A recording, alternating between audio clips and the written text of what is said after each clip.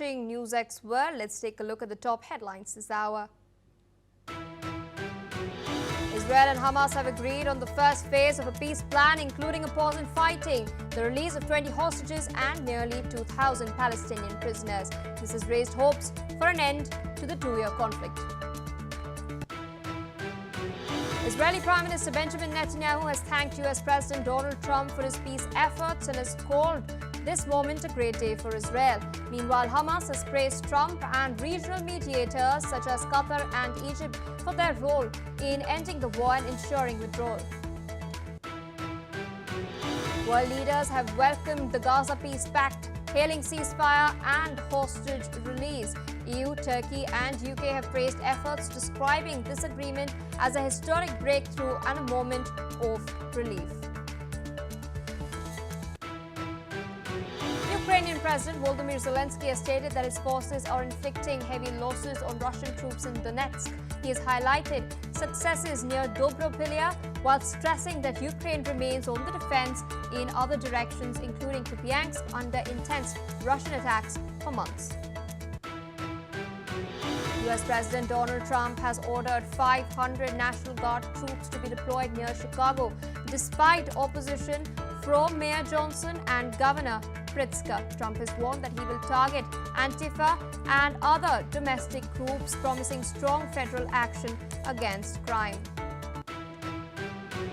Indian Prime Minister Narendra Modi has met British Prime Minister Keir Starmer in Mumbai. They have held bilateral talks to strengthen the India-UK comprehensive strategic partnership, focusing on the Vision 2035 roadmap. French President Emmanuel Macron will appoint a new Prime Minister within 2 days. Outgoing Premier Sébastien Lecornu has stated that talks with parties have diminished election speculation. The United Nations is likely to cut its peacekeeping force by 25%, forcing thousands of troops to evacuate global hotspots. US funding cuts under President Trump's America First policy has prompted this reduction.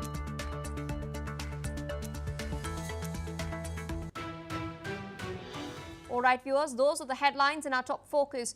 Now, according to an official in Israeli Prime Minister Netanyahu's office, the Gaza ceasefire will come into effect after being ratified this evening by the Israeli government. Meanwhile, top US officials, including Special Envoy Steve Witkoff and former senior advisor to President Trump, Jared Kushner, will travel to Israel tonight itself. Now, according to reports, the pair were amongst the US officials who took part in recent negotiations in Egypt, which aimed to reach this peace deal that has now been realized. Trump had earlier praised their efforts, calling them a tremendous help in ensuring that the peace process continues smoothly. Their arrival in Israel comes after significant progress towards a ceasefire deal, with now the exchange of hostages and prisoners taking place. Of course, this is the first phase of a multi-phase plan that has now been put into place. In fact, this particular phase that has been agreed upon includes the release of all Israeli hostages and the withdrawal of Israeli troops to an agreed upon line. Additionally, 2,000 Palestinian prisoners will be released and sent back to Gaza. Earlier, President Trump, remember, had unveiled a 20-point peace plan that ranged from disarmament of Hamas to withdrawal of Israeli forces from Gaza. There are, of course, some aspects that are contentious and will be discussed in further rounds of negotiations that will be taking place. But the agreement that has now that is going to come into force very, very soon with its ratification opens the door for lasting peace. Meanwhile, there are world leaders who have come out in support, who backed this particular deal. We've seen British Prime Minister Keir Starmer stating that this is a momentous occasion, a moment of relief for the people of Gaza. In fact, Australian Prime Minister Anthony Albanese has called it a much-needed step towards peace as well. Canada, too, has expressed its support, highlighting the reunification of hostages with their families and the withdrawal of Israeli troops. The UN Secretary General has urged all parties to comply with the agreement and secure a permanent ceasefire, and he's also stressed upon the need for a two-state solution to end this conflict once and for all. Apart from this, Turkish President Recep Tayyip Erdogan has expressed satisfaction with the ceasefire agreement reached between Israel and Hamas following the negotiations in Sharm el-Sheikh. Apart from this, Erdogan has also thanked the US President for his political will. China too has come out and called for a permanent and comprehensive ceasefire in Gaza, and that is not all. Saudi Arabia has also welcomed this particular development. Jordan too has called this agreement as a landmark agreement, reaffirming its commitment to Palestinian rights and calling for a two-state solution for lasting peace. With us on the broadcast is Mr. Ali Mohammed Abushbak, independent Palestinian researcher, joining us from Cairo. Thank you so much for taking our time and speaking to us on NewsX World. Earlier in the day, we had in fact seen some reactions from Palestinians in Khan Yunis. They were cheering, they were elated with the fact that now this bombardment will stop on the ground. But of course, what remains really crucial and critical at this time is ensuring that humanitarian aid reaches the people of Gaza. I would like to ask you, how do you feel at this moment? Thank you for having me. On the ground, the people disbelieve that this historical moment, the ceasefire, have been carrying out now, and they are celebrating on the ground in all Palestine, on all Gaza's, in all Gaza. So nowadays, it's a historical moment, and the Gaza Strip now it's celebrating the people and disbelieve this moment, despite there is some people has a fear that Israel is going to resume the war after releasing the captive, but this is not the huge issue, despite there is a several of guarantee from the mediator, Qatar and Egypt and America, and recently Turkey, it's in the loop. So the thing is, it's a good atmosphere. Unfortunately, just now, Israel have been bombardment as civilians in Al-Rashid Street by Israelis drone. Hamas have been accepted the deal, and now at 5 p.m. Israeli local time, the cabinet is going to meet and to agree and sign on the Hamas, the Palestinian prisoner list. To exchange the prisoner with the captive. Most that expected that day after tomorrow on Sunday or Saturday, they are going to release a captive. This is a first phase of the negotiation and first phase of the ceasefire between Gaza and Israel. The second phase is going to be next time. After releasing the captive and the hostages, it will negotiate the Israeli who's will rule in Gaza, and it will discuss that Hamas line down its weapon and as I mentioned, who's will going to rule in Gaza. Hamas suggests 40 names to rule Gaza, and they are rejected any interfering from the Israel or any kind out of Palestinian bodies to rule Gaza and govern Gaza. So the thing is now also among of this first phase, Israel is going to increase the humanitarian aid to enter Gaza, and they are talking about 5 corridor to open to, facilitated the reach of the humanitarian aid into Gaza. Osama Hamdan, one of the senior leader of Hamas, he confirmed that it was a positive atmosphere in this negotiation which holding in Sharm el-Sheikh. So the thing is a good news this, but also from the Israeli side, in contrast that Smotrich, the Israeli minister, and he's from far right wing, he said that they are not going to vote for the the ceasefire, and he's calling Benjamin Netanyahu to resume the war after releasing the captive without any exchanging with the Palestinian prisoner. So he's also saying the aim of this war, it should be devastating Hamas and erase Hamas, which most of the mediator, they consider Hamas, it will not be a part of any Palestinian government or any Palestinians represented body in future. There is no politician future for Hamas. But here, this statement, it's giving a question mark about the intention of Israel after releasing the hostages. Hamas agreed that the plan of the Israelis withdraw from the Gaza Strip and will take at some point for the Israelis a truce in Gaza, like what happened with the Lebanon last time. Israel decided to withdraw from 5 points, but up to now Israel is rejecting to withdraw from these 5 points with Hezbollah and Lebanon. So I'm afraid that this will happen again with Gaza, that escalated the situation on the ground. But let us be optimistic. We'll see what will happen after. After the time and after the second phase of this negotiation. In the Israelis, in Israelis side, there is a celebration, and as they are close to release the captive from Gaza, and they will be again meet their family and loved one. Also in Gaza nowadays, as I mentioned, like the Israeli community, they are celebrating. People are shouting and whistling to express their happiness after 2 years of continuous bombardment and suffering from starvation and famine in Gaza and the humanitarian crisis. Despite the Israelis' drone is still flying over the Gaza Strip sky, and despite the Israeli troops shooting randomly the places in Gaza, in Sheikh Radwan, in also As-Sabra neighborhood, in Tel El Hawa neighborhood, in whole Gaza Strip. But let us be positive about what will happen.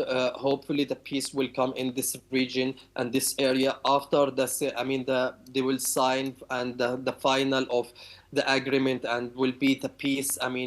Here in Middle East, maybe some, like yesterday we discussed several of Muslim and Arab states will join the peace plan, and they will sign a peace agreement with Israel. That's what we hope, and that's what we want to see this area, Middle East, with the peace and the socio-political peaceful coexistence with Israel, and also accept that the Palestinian statehood should be established, and the union between Gaza and West Bank, rather the fragmentation, socio-political fragmentation between Gaza and West Bank and Jerusalem carrying on the ground. So hopefully will happen. The atmosphere is positive up to now. We'll see what will happen. All right, so requesting you to stay on with us. In fact, following the announcement of this agreement and the implementation of the first phase, there are reactions pouring in from across the world. From the Middle East, Saudi Arabia has welcomed the peace plan, expressing optimism for comprehensive peace in the region. German Chancellor Friedrich Merz has also reacted. He has stated that developments in Israel and Gaza are moving in a positive direction, adding that this is a great chance for the release of hostages and the withdrawal of Israeli troops from the Gaza Strip. The German Chancellor has in fact emphasized that hostages must be released, Hamas must disarm, and the ceasefire must take place very fast. He's also highlighted that Germany is closely monitoring the situation and that he remains confident that a solution to this crisis will be found before the end of this week. Listen in to what he had to say. Die Entwicklung in Israel macht uns Mut. Hier gibt es offensichtlich eine große Chance, in den nächsten Stunden schon zu einer Übereinkunft mit der Hamas zu kommen. Es gibt die Chance, dass noch in dieser Woche die Geiseln freigelassen werden und dass es dann auch zu einem Rückzug der israelischen Armee im Gazastreifen kommt, so wie es vereinbart worden ist oder wie es vorgeschlagen worden ist in dem 20-Punkte-Plan des amerikanischen Präsidenten und der israelischen Regierung. Also die Hoffnungen, auch was Israel betrifft und den Gazastreifen betrifft, haben in der letzten Nacht noch einmal zugenommen. Aber noch ist es nicht wirklich abgeschlossen. Insofern beobachten wir die Situation natürlich sehr genau und bleiben zuversichtlich, dass es, wie gesagt, noch in dieser Woche zu einer Lösung dort kommt. Still with us on the broadcast is Mr. Ali Mohammed Abushbak. Sir, in your previous observation, you had stated that it's very important that the mistakes of the past are not repeated. What lessons can we then draw from past peace efforts that can be implemented this time around to ensure that those mistakes are not repeated? There is no doubt the second phase is one of the hardest and toughest negotiation between Hamas and Israel, and there is no doubt there is an obstacle about it. But the thing is also Hamas stressed about the guarantee to not resume the war and not going to back to the war. But in my opinion, Turkey being a mediator in this phase and this deal that has a significant meaning that especially Recep Tayyip Erdogan, he's supporting Hamas and explaining for Hamas the things, and maybe the relationship between Israel, the tense relationship between Israel and Turkey impacted deeply the Israelis economy. And nowadays, Benjamin Netanyahu, according to Donald Trump, Israel can't fight with the whole world and can't fight whole world, because we have seen all the international community, all the government, entire this world, India, China, Switzerland, and all the world, they are welcoming the ceasefire agreement and they are welcoming the end of this war. So hopefully will happen. The significant issue, should Israel adhere to its obligation in this deal? Hamas shouldn't provoke Israel like last time when they are about the ceremony of and the stage of releasing the captive. I guess Hamas is not going to do it again, and hopefully Israel will accept these things. Hopefully Israel is not resume the war suddenly after releasing the whole captive, and the only strongest card and powerful card with Hamas is the captive. Hopefully will not happen, resume the war. And I guess Hamas now is very, very serious about the ceasefire, because it's not the demand of Hamas, it's demand of the grassroots on the ground. The Palestinians, they can't tolerate it again, they can't bear with this war again. They lost their passion, they lost everything, they lost home, they lost their loved one, they lost everything. So I guess Hamas now understand the demand of the civilians on the ground, and understood that the international community won't accept Hamas in the Palestinian government or in ruling Gaza. So Hamas now is very serious with this regard. But who is not serious? Itamar Ben-Gvir and Smotrich. Hopefully both of them, they will be expelled from the Israeli government. Lapid, he said in this coming month he's going to meet the Israeli opposition, and they will decide something to cover the situation and to support the peace plan. Hopefully they will have a power and the authority to support this peace plan, instead of just only protesting and just only demanding for calling for releasing the captive and ending the war. As I mentioned, the significant obstacle for this war, it's for the peace, is Itamar Ben-Gvir and Smotrich, because they have nothing, and they understood that in coming election they will not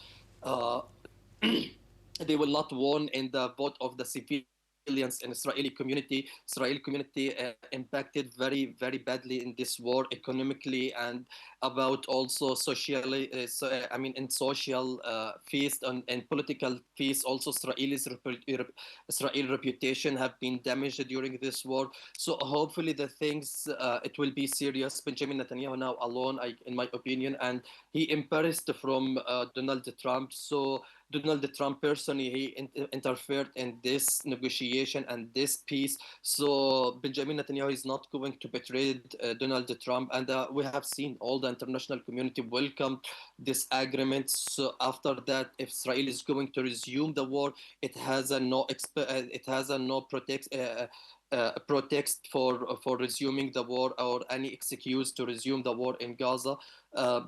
I guess nowadays should be serious, and as you mentioned, it will be a comprehensive peace in this region if they are access on carrying out this plan and seriously implement this plan. There is no doubt it will be like Lebanon. There is a significant, uncontinuous bombardment, assassinating for some leader of or commander from Hamas. This is expected, and there is. I guess Hamas it will work with a flexibility more. So I guess nowadays it's very crucial this coming time, and second phase is more crucial than first phase because of its negotiation about the future of Hamas and discussing the future of Hamas leader in Gaza and secure a corridor to expel the Hamas leader maybe. So the thing is now. I guess Israel now in Paris place, all the international community pressurize Israel and Benjamin Netanyahu if he's going to resume the war without any significant and convincing excuse that will put Israel in very embarrassing place.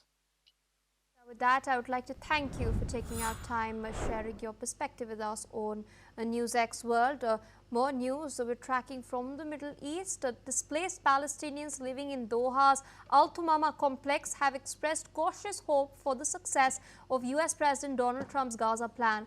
Now, the plan's first phase has been agreed upon by Israel and Hamas. And this follows indirect talks in Egypt. This agreement has come a day after the second anniversary of the deadly attack that had taken place in southern Israel on the 7th of October in 2023. It marks a potential shift towards peace in Gaza. While the deal offers hope, its details, of course, up until now are sparse and many unresolved issues still persist. There will be negotiations that are slated very soon, but if fully implemented, it could bring both sides closer to peace than any previous attempt, potentially reshaping a regional conflict. As with past peace efforts, this plan's success is uncertain and the situation is very delicate on the ground.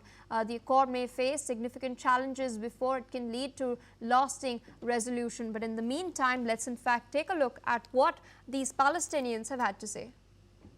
نتمنى من رب العالمين انه يكملها على اهلنا في غزه بالسلامه التامه يا رب. طبعا مشاعر متضاربه واحاسيس متضاربه، فرح مع سعاده مع خوف مع قلق ومع تمني في النهايه انه هاي الاباده تكون منتهيه على الاخر وبشكل كامل على القطاع. بنتامل من الله عز وجل ان يتم الاتفاق باسرع وقت ممكن، لانه احنا من امبارح واحنا بنستنى على الاخبار، بنستنى لحظه بلحظه باعلان الرئيس ترامب على وقف اطلاق النار. وطبعا هم بيستنوا الاجتماع انه يعلنوا وقف اطلاق النار الساعه 12 الظهر، واحنا حتى الان بننتظر احر من الجمر انه تقف هذه الاباده. All right, viewers, with that we shift our focus away from the Middle East towards the war in Europe. Now, Kremlin has issued a statement saying that Kiev is counting on positive developments on the front lines, but the actual situation indicates otherwise. Ukrainian President Volodymyr Zelensky had earlier stated that Ukraine's Prime Minister, the head of presidential office and a senior sanctions advisor will head to the United States early next week for talks with American officials. He's also stated that topics include air defense, energy and sanction steps, as well as negotiation track 2. The issue of frozen assets will also be discussed with the US. With us on the broadcast is Mr. Mark Sutherland, a geopolitical commentator, joining us from London. Thank you so much for taking our time and speaking to us on NewsX World. Now, Zelensky's fresh comments come after he claimed that his forces are dealing heavy losses to Russian troops in eastern Donetsk. He's highlighted gains in Dobropila, which is north of Pokrovsk, which is a strategic logistics hub that Moscow has been targeting relentlessly.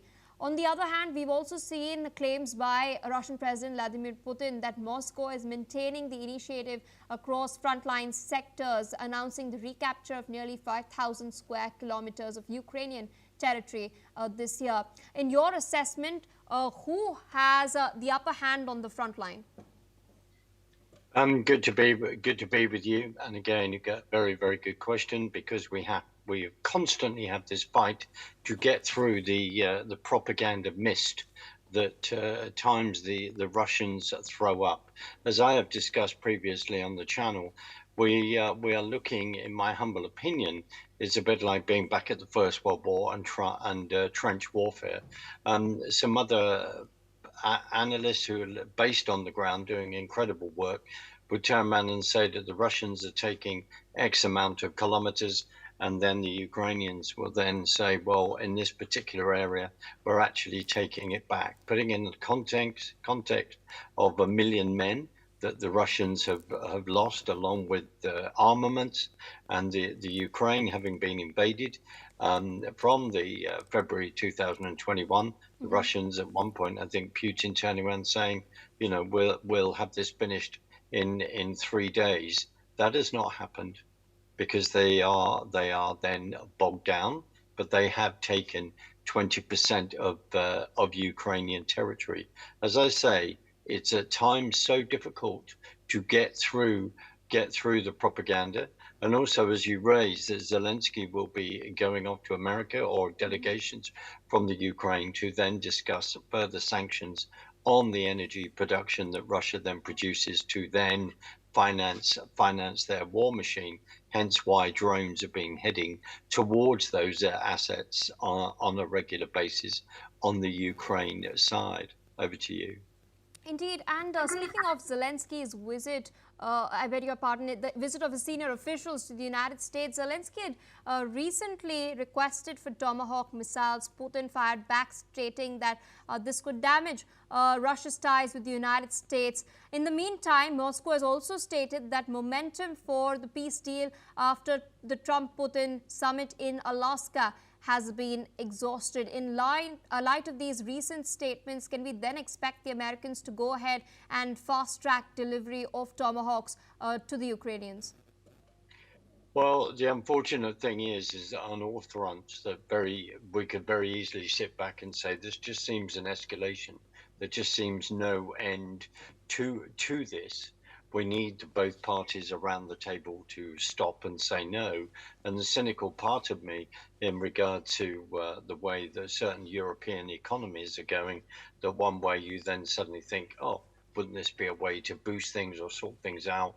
Then we need to continue a war here, or step up, which may sound an absolutely appalling thing to say, because we have to then look ahead in a couple of years' time of the ramifications for this. You take Tomahawk missiles into the theatre of war, bought by NATO, bought by other European countries of America.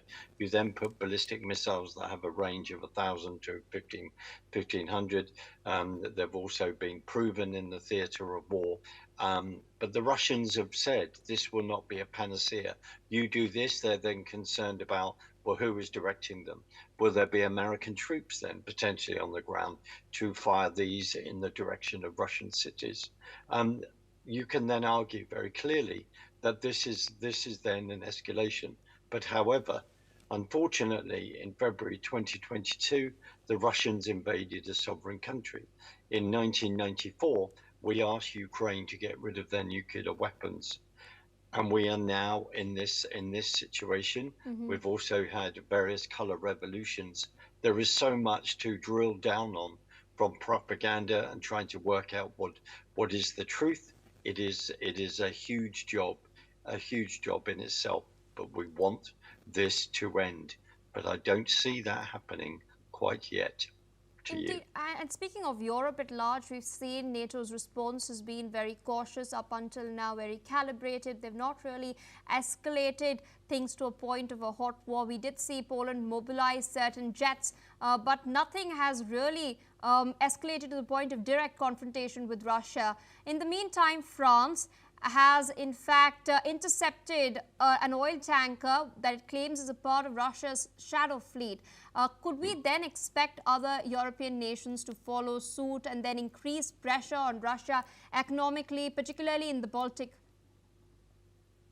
You raise a point in regard to Poland's reaction. There was drone incursions into their country, and frankly, if these things happen, unidentified objects, then they need to be shot down, period, in my humble opinion, no matter what country they then think what direction they think they're coming from. We've also seen what's happened in Copenhagen, and then, like in Poland, then all civil airports are then shut down, and people can't fly around. It's extremely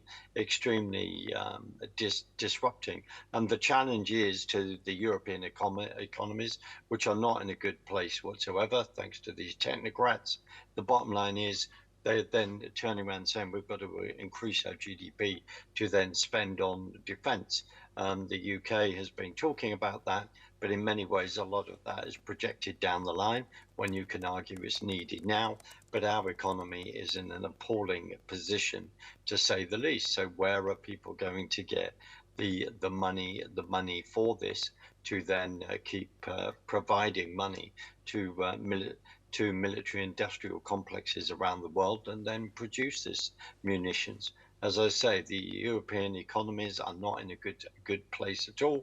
They were discussing that in regard to Copenhagen a couple of days ago, plus the security conference. So people are saying a lot, but also people then need to start acting and then starting to look at how they can rearm to actually project strength to stop, to give a warning to Russia and the aggression that is then happening in that region. To you. Indeed, and another quick question, another crucial aspect that the Ukrainian officials are likely to raise with the Americans is the frozen Russian assets. We do know that Ursula von der Leyen has revealed a plan of using these assets and giving loans to Ukraine. She's termed them as reparations, but these loans are touted to be given in tranches, so it's more of a long-term project. So what then would help Ukraine in the short term? This whole debate of taking those assets, we know that when Finland fired that off, and the fact that it would be would back up the loans that would be given to the Ukrainians, and then get that frozen asset to then pay for it, because there would be, if this war ends, the reparations that they would then demand, that there would be a lot of foot dragging in that regard. And also remember, within Europe, there are very strong regulations in regard to dealing with banks and in regard to getting that money out. Europe have a long history of that, particularly after the Second World War, and where were all these assets, for argument's sake, that have been taken off the Jewish people within that theatre, within the European theatre during the Second World War. So there is strict banking regulations, and of course Europe wants to roll even more of that out. But they will have to look at this. There is up to 200 billion, maybe just a bit more than that, of frozen assets.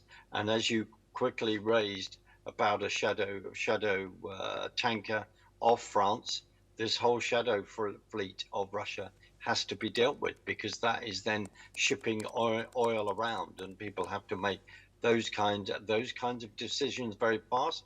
And just finally, as President Trump has pointed out, with Europe and where it gets his energy from, it ends up getting some of that energy from Russia. So in fact, he's paying for perpetuality for this war to continue. It's extremely messy and extremely difficult to get through this mire and work out what's happening. But von der Leyen has announced even more sanctions. If they are serious about this, then they really need to push those. Thank you.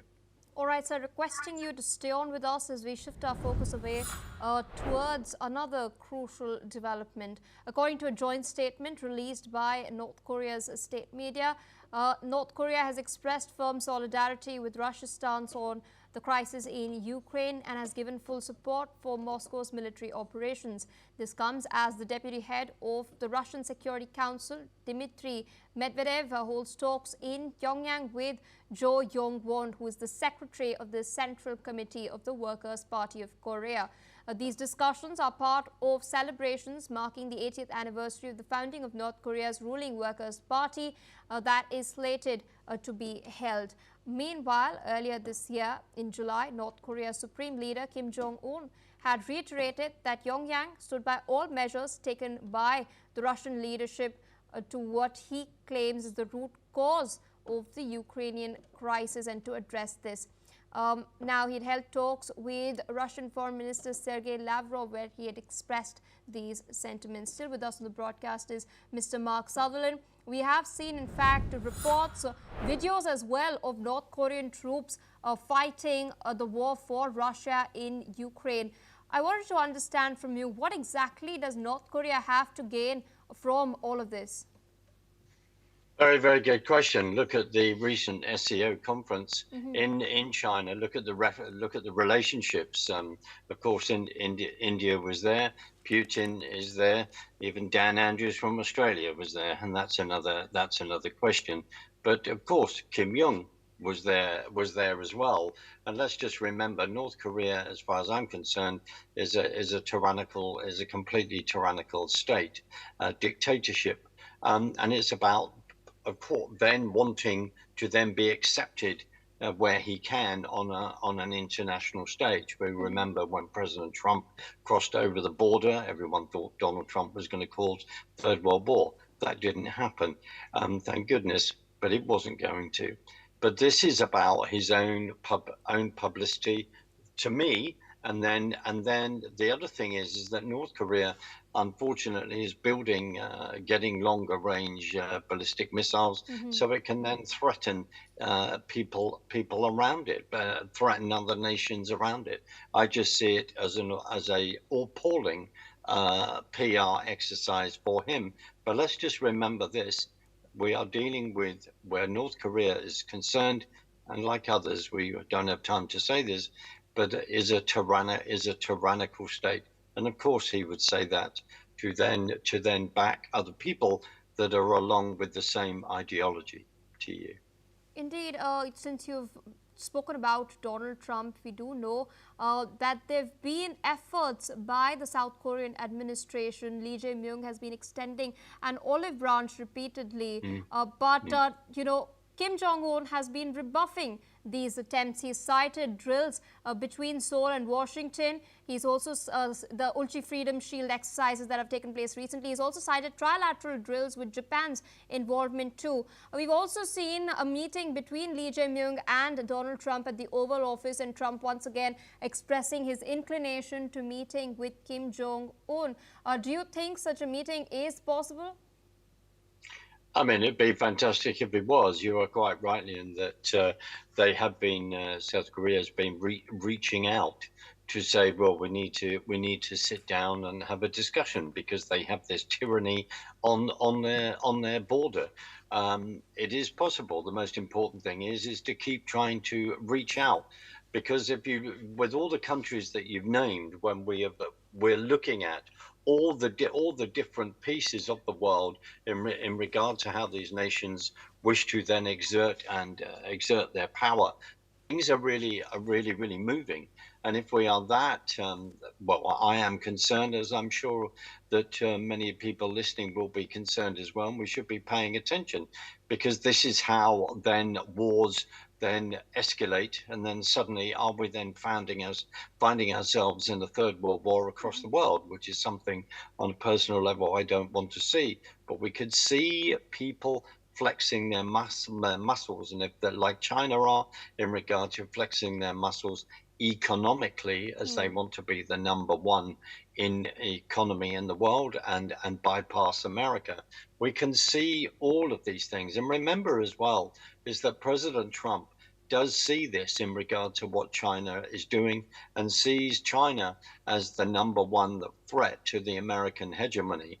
And that is recognized by President Trump, which then means that if you are then having other issues to look at, you wish to tidy those up, you wish to get these things sorted out, because you want to address what you perceive as the main threat upon your nation that you have to deal with, and that is the undermining of American hegemony.